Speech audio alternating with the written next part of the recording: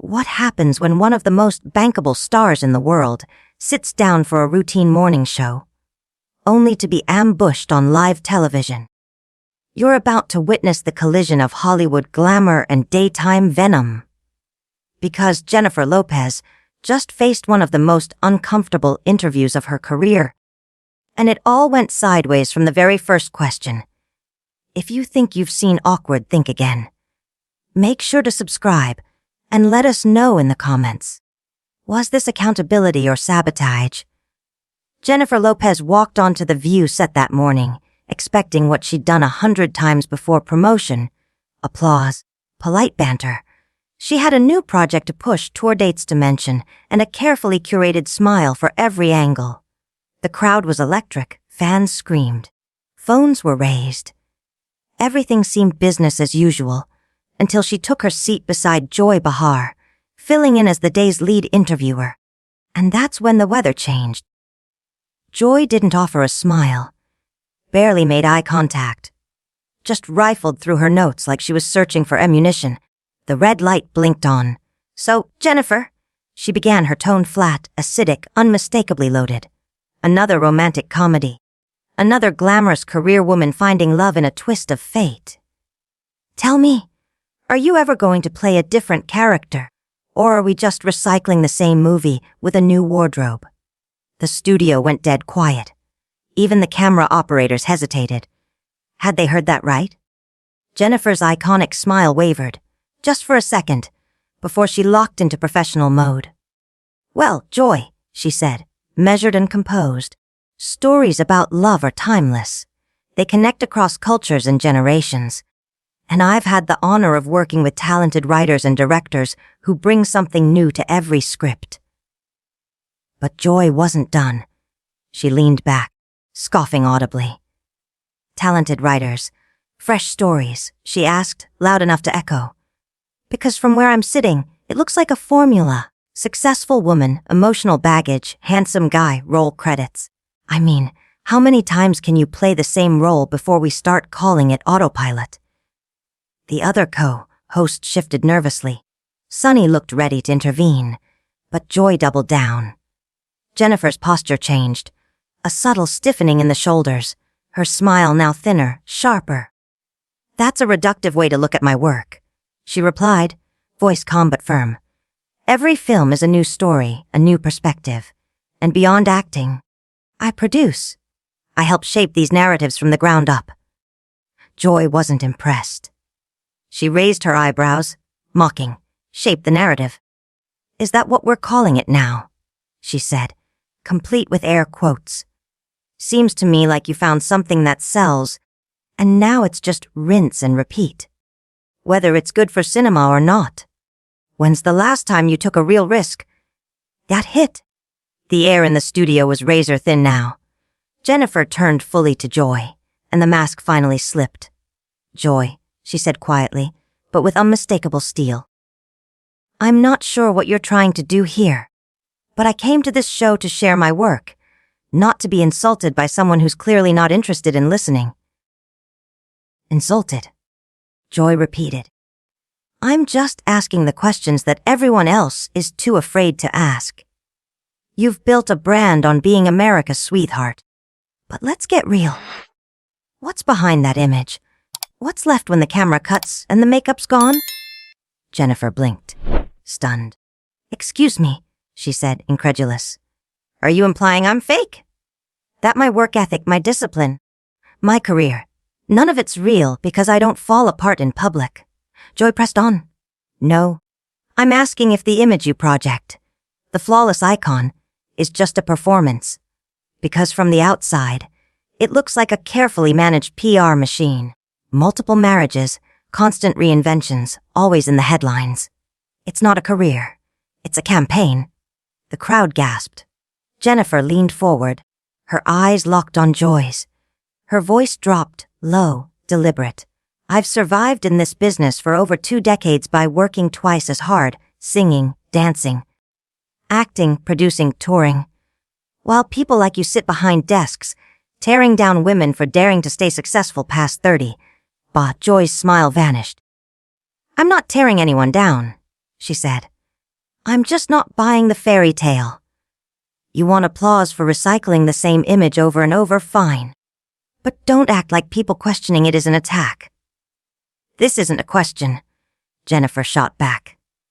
It's a smear. And if you think undermining a woman's career on live television is brave, it's not. It's lazy. And it's tired. Joy opened her mouth. But Jennifer was already standing.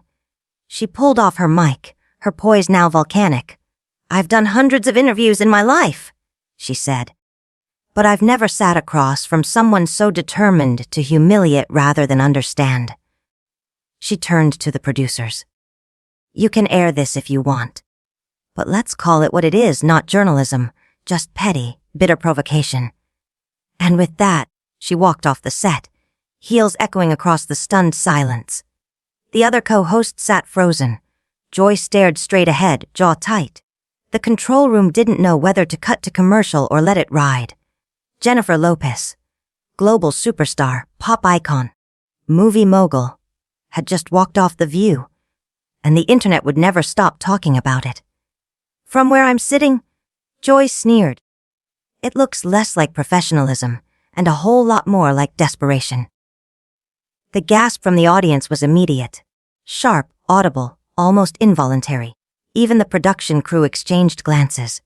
This wasn't edgy journalism. This was personal. Jennifer's face changed. First confusion, then hurt, then something colder, something far more dangerous, controlled rage. She didn't raise her voice. She didn't flinch. But when she finally spoke, her words carried the weight of 20 years in the spotlight. I can't believe you just said that, she said quietly. My personal relationships are exactly that, personal. The fact that they've been covered by tabloids doesn't give you the right to weaponize them in what was supposed to be a professional interview. Joy smiled. A tight, rehearsed smirk that reeked of bad faith. Oh, but they're not that personal, are they? She shot back. Not when the paparazzi just happened to catch you having dinner in Malibu.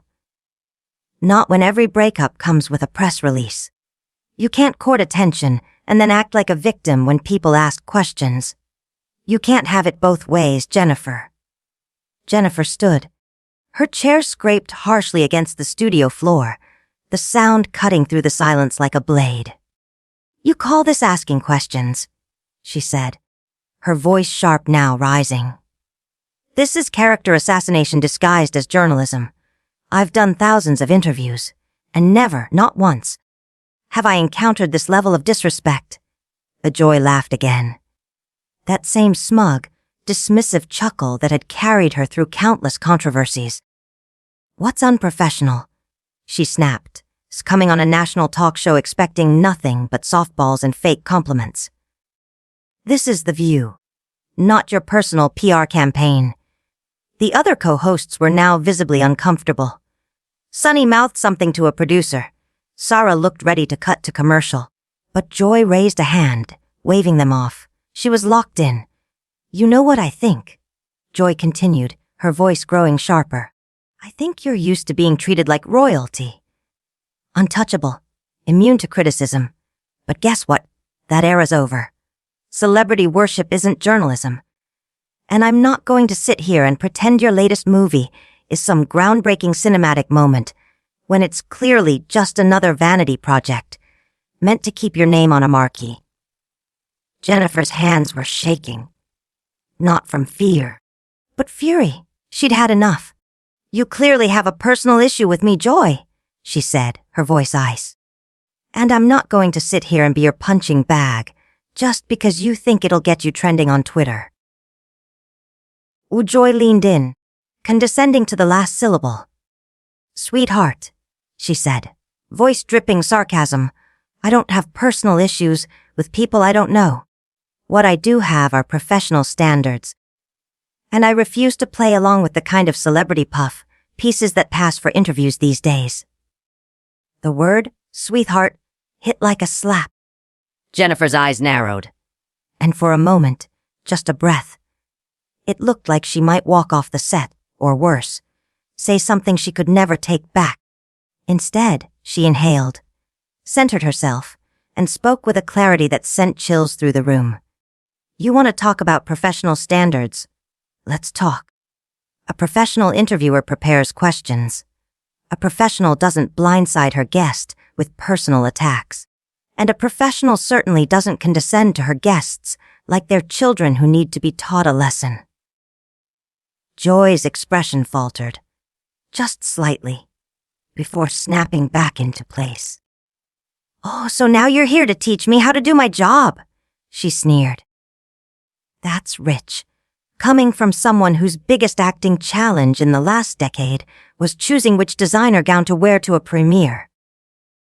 Jennifer's voice rose, and the chill in it could have frozen glass. "Are you kidding me?" she shot back. You sit there talking about standards while you're bullying a guest on live television. And you think that makes you some kind of truth teller. All it makes you is cruel. The audience was silent now. No laughs, no claps, just murmurs. Tension so thick it wrapped around everyone like a storm cloud. Joy wasn't backing down. If anything, she was feeding off the chaos. "Cruel," she repeated, almost amused. "You know what's cruel, Jennifer? Making movies that insult the intelligence of audiences just to keep your lifestyle. Taking roles away from actresses with real range. Pretending to be relatable while living in a multi-million-dollar bubble. That's what's cruel." Jennifer's composure, so expertly built over years in the spotlight, finally cracked. Her voice dropped to a growl. "You don't know anything about my life. You don't know what I've sacrificed to be where I am. And until you've walked in my shoes, in my heels, don't you dare sit there and act like you understand what it takes to survive in this industry as a woman, as a Latina, as me." And just like that, she tore off her mic and placed it on the desk. "This interview is over." She turned and walked off the set. The only sound left was the soft rustle of her heels on the floor and the deafening silence that followed. "You don't know about the rejections," Jennifer said, her voice taut but steady. "The times I was told I wasn't good enough, that I didn't fit Hollywood's narrow idea of what a leading woman should look like. You don't see the work I do off camera, the people I employ, the causes I support, the doors I've fought to open for other Latina actresses."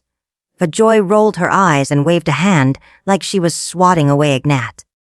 "Oh, here we go." The victim monologue. Her voice was dripping with mock sympathy. Poor Jennifer Lopez, overcoming impossible odds while living in mansions and flying private jets. She leaned forward.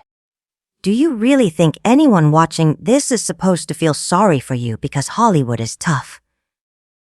Jennifer's jaw clenched. Her hands were balled into fists at her sides. "You are unbelievable," she said, her voice rising with raw disbelief. "I came here to talk about my work, to connect with fans, to have a conversation. And you've twisted this into some kind of power play where you get to play armchair therapist and tear me down for sport." Joy laughed, that same smug, dismissive laugh that had become her signature. "Trust me, Jennifer," she said coldly. "This isn't entertaining. It's depressing. Depressing to watch someone with every advantage on earth still play the victim card instead of owning their choices. You want to be adored just for existing. That's the real entitlement." The other co-hosts were trying to jump in now, reaching for notes, signaling producers. But it was too late. The fuse had already been lit, and the explosion was happening live. Jennifer stepped forward, her voice shaking now, not from fear, but fury. "Entitled. You want to talk about entitled?" Her tone was razor sharp. "Entitled is ambushing your guest on national television. Entitled is thinking that a desk and a microphone gives you the right to humiliate someone for ratings. Entitled is sitting there pretending to be some kind of moral compass when all you're doing is throwing punches you'd never take yourself." Joy's face turned a shade darker. For the first time, her composure cracked. "A bully," she scoffed. "I'm a bully for asking you tough questions. I'm a bully because I don't kiss your ass like everyone else in your orbit. Maybe the problem isn't me, Jennifer. Maybe the problem is that you've surrounded yourself with so many yes people. You've forgotten how to hear the truth. Jennifer's voice caught, just slightly. A flicker of something deeper than rage. Hurt. This isn't truth, she said softly. This isn't challenge. It's cruelty, Joy, and it's beneath this platform. A Joy slammed back, no longer hiding her irritation. Don't you dare tell me what this show is about, she snapped, her voice rising. I've been doing this longer than you've been famous. I've interviewed presidents, Nobel laureates, people who actually matter. And now, I'm supposed to treat your latest romantic comedy like it's the second coming. Do you have any idea how insulting that is? Jennifer stared at her, stunned. The mask of calm dropped completely. So that's what this is, she said slowly. You think I'm beneath you. That my work. Because it doesn't win Oscars or get discussed in ivory tower film schools. Doesn't matter. You think that just because I make movies that make people feel instead of making them feel inferior, I'm not worthy of respect. A Joy didn't blink. I think, she said coldly, there's a difference between fame and importance, between entertainment and art, and I think a lot of celebrities, you included, have forgotten which category they belong to. Silence. You could hear the hum of the studio lights. Even the cameramen were frozen. When Jennifer spoke again, her voice was barely a whisper. But it cut deeper than any shout ever could. You're right about one thing, she said. There is a difference between being famous and being important. And there's also a difference between being a journalist and being a bitter woman who uses her platform to belittle others just to feel tall. Joy went pale. For the first time in the entire segment, her confidence faltered. I think you're being a little dramatic, she said, her voice suddenly hesitant. This is just a conversation. Jennifer laughed, not with humor, but with disbelief. Just a conversation, she repeated. You've spent the last 15 minutes ripping apart my work, my relationships, my humanity. And now you want to call it a conversation. No, this was an ambush. And if you think that counts as journalism, then maybe you're the one who shouldn't be doing interviews. Joy opened her mouth to reply, but the energy in the room had shifted. The damage was done. The audience wasn't applauding. They weren't laughing. They were watching, stunned, breathless, as the illusion shattered. Jennifer turned to the other hosts, nodded politely, and without another word, walked off set. All that was left behind was silence. You're not asking questions, Jennifer said, her voice firm, unwavering. You're trying to humiliate me because you think it makes for good television. You're trying to break me down because you believe watching someone unravel on camera gets you ratings. She took a breath steady, grounded. But I'm not giving you that satisfaction. She turned to the other co-hosts who had been sitting in stunned, frozen silence. Ladies, she said gently, I want to apologize to you. This isn't what I signed up for. And I doubt it's what you expected either. But I won't sit here and be anyone's punching bag. Not for ratings, not for ego, not even for the sake of being polite. Then she turned back to Joy. And this time, it wasn't anger on her face. It was something far more unsettling. Disappointment. Joy looked uncomfortable now, the confidence slipping from her posture.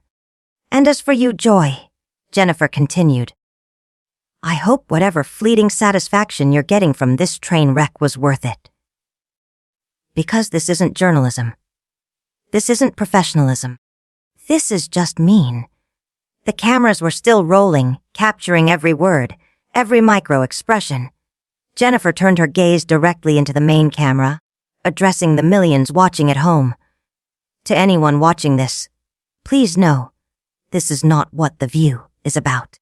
The other women at this table are professionals. They ask hard questions, yes, but they do it with respect, with thought, with decency. She looked back at Joy. What happened today? This isn't normal, and it's not okay. A Joy trying to regain ground, cut in with a forced chuckle, her voice brittle. Jennifer, I think you're overreacting. This is television. This is what happens on talk shows. Conversations get heated. That's the format. Jennifer slowly turned back to her, and the look in her eyes could have stopped time. No, Joy, she said, voice low and resolute. This is not what happens on talk shows. What happens on talk shows is respect. Hosts prepare meaningful questions. They listen. They treat their guests with basic human dignity. What you did here wasn't journalism. It was an ambush. Joy opened her mouth to protest, but Jennifer held up a hand, calm, commanding. I'm not finished. She stepped forward, her voice rising now, not in volume but in power. You had a chance to have a real conversation with me. You could have asked about my journey as a Latina in Hollywood, about the challenges of building a business empire while raising a family, about my work with charities and communities that actually matter. She shook her head slowly, disappointment hardening into steel. But you didn't want a conversation. You wanted a spectacle. You wanted to break me down, not lift anything up. The other hosts began to shift, clearly aligning with Jennifer's words. Sunny Hostin looked like she wanted to step in and apologize. The rest looked simply ashamed. But here's what you didn't count on, Joy, Jennifer said, her voice gaining clarity with every word. You didn't count on the fact that I've faced people like you my entire career. You're not the first person who's tried to make me feel small, and you won't be the last. But I'm not the same girl I was when I started. I'm not going to sit here, smile, and swallow it just to avoid making waves. Joy now looked visibly shaken. Her hands twitched. Her posture collapsed inward. Jennifer, she stammered, maybe we should take a break. Just reset the conversation. Jennifer stared at her, almost in disbelief. Reset, she repeated, letting the word linger like smoke. You think we can just reset after everything you've said? After attacking my work, my character, my life? You think you can drag someone through the mud and then hit rewind like none of it happened? She shook her head, voice dropping to a whisper that was somehow even louder than a shout. That's not how this works, Joy. That's not how any of this works. She began collecting her things, unclipping her mic. The tension was electric. Everyone, the producers, the crew, the audience, knew this moment would be replayed for years.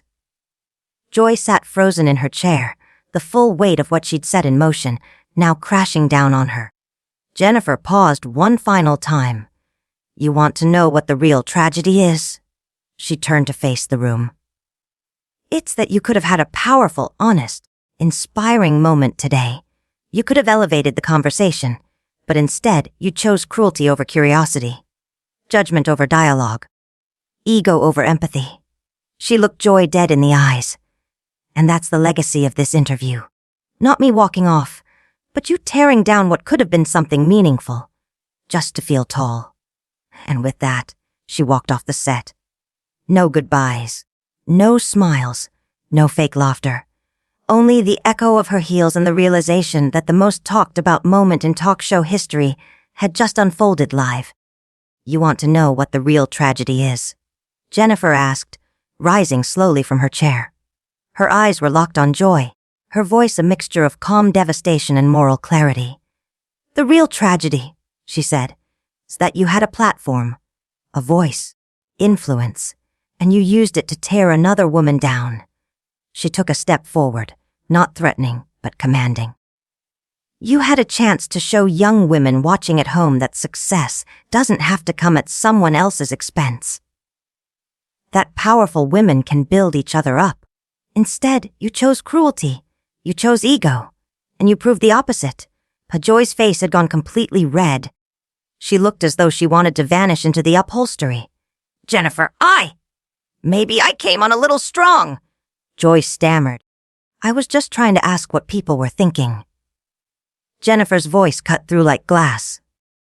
No, you weren't. Oh, she didn't yell. She didn't flinch. You were trying to go viral. You were trying to be the person who took down Jennifer Lopez on live television. Well, congratulations. Joy. She held her arms open. You got your moment. I hope it was worth it. Jennifer turned and swept her gaze across the room, the stunned audience, the rattled co-hosts, the silent crew. To everyone else in this studio, I'm sorry you had to witness this. She took a breath, steady and resolute. This isn't who I am, and this is not how I handle conflict, but sometimes, when someone tries to reduce you, you have to stand up, even if it's uncomfortable, even if it's public, even if it's messy. She turned back toward Joy one last time, her eyes filled not with fury, but something much heavier, pity. And Joy, she said softly, I genuinely feel sorry for you. Her words landed with the weight of a gavel. I feel sorry for anyone who thinks tearing others down is a path to relevance. I feel sorry for anyone who needs to siphon someone else's light just to feel seen. And most of all, I feel sorry for anyone who doesn't understand that there's enough success in this world for all of us. You don't have to destroy others to matter. Joy opened her mouth one last time, desperate to salvage what was left. Jennifer, wait. Maybe we got off on the wrong foot. Maybe we can start over. Talk about your projects. Jennifer stopped at the edge of the set. She turned back with an expression that said everything before she even opened her mouth. You know what, Joy? She tilted her head, her voice gentle and final. I came here ready for that conversation. I was excited to talk about my work, my journey, what I love doing. Her expression hardened slightly. But you made it clear from the very first question that that's not what you came for. You weren't interested in who I am. You were interested in tearing me down. The silence in the studio was unbearable. Even the cameras seemed to hold their breath. And now, she added, her tone colder. Now it's too late. She turned to the audience, not just in the studio, but the millions at home, and delivered her final truth. If you've ever been bullied, if you've ever been made to feel small, if you've ever been told you don't belong, I want you to hear me. You can walk away. You don't have to stay and smile through disrespect. You don't have to let anyone define your worth. She glanced at Joy one final time, especially not people like this. Then she turned and walked off the set. Her heels echoed like thunder on marble. Click, click, click. Each step was a countdown to the end of Joy Behar's credibility. The cameras followed her to the edge, then stopped. The studio was frozen. Joy sat motionless, staring at the space Jennifer had just occupied. The other co-hosts were quiet, expressions shifting between disappointment, regret, and something dangerously close to disgust. Finally, it was Sunny Hostin who broke the silence. Well, that was certainly unexpected. She glanced off camera. Maybe we should go to commercial. But Joy didn't move. She just sat there, empty-eyed, realizing too late what the rest of the world had already seen. In her attempt to destroy Jennifer Lopez, she had detonated herself. The moment she had hoped would make her relevant again had done the opposite, exposing something ugly, outdated, and irredeemably bitter. As the cameras powered down and the stage lights dimmed, one thing was clear: Jennifer Lopez had walked away. But what she left behind was a masterclass in dignity, boundaries, and unshakable self-respect.